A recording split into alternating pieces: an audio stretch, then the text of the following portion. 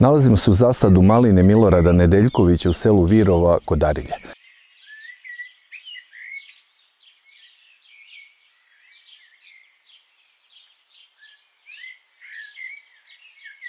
Mi smo na ovoj parceli u ovom malinjaku u toku prošle sezone, u toku 2023. godine, uradili ogled sa primjenom organskog fungicida Kriza 201 u suzbijanju prouzrokača ljubičaste pegavosti maline, odnosno Didymele aplanate. U toku ove godine dolazimo do rezultata i tog prošlogodišnjeg ogleda, ali rezultata ogleda koje smo nastavili u ovoj sezoni, jer je naš kooperant obavio 4 tretmana organskim fungicidom Kriza 201. Kriza 201 organski fungicid, on nema aktivnu materiju i bezbedan je za primjenu jer nema nikakvih ostataka u plodovima gajenih biljaka, a u ovom slučaju maline.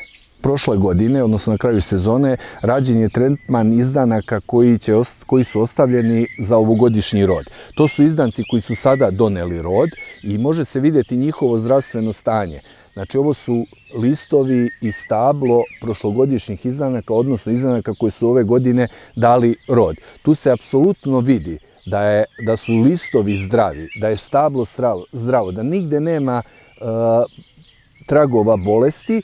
I ovaj zasad je izneo do kraja svoj rod i vidite da je berba u punom jeku, ovdje je izuzetno i dobar prinos, ali ono što je bitno da na ovim listovima, prošlogodišnjim izdancima, odnosno izdancima koji su ove godine došli na rod, nigde nema tragova bolesti.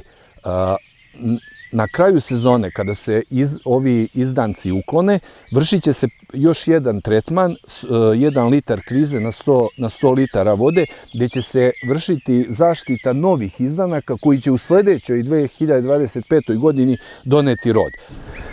Na osnovu rezultata koje smo postigli u ovom zasadu u toku prošle sezone i rezultata u toku ove sezone, možemo da kažemo da firma Seme Morfo ima rješenje za pojavu ljubičaste pegavosti u malini. I mislimo da u kombinaciji sa našim organskim botricidom, to je Xanti, imamo rješenje za problem pojave bolesti u malini, pogotovo pred berbu, jer i Kriza i Xanti su organski fungicidi koji rješavaju problem bez ostataka pesticida u plodovima maline i moći će da se izvoze bez problema.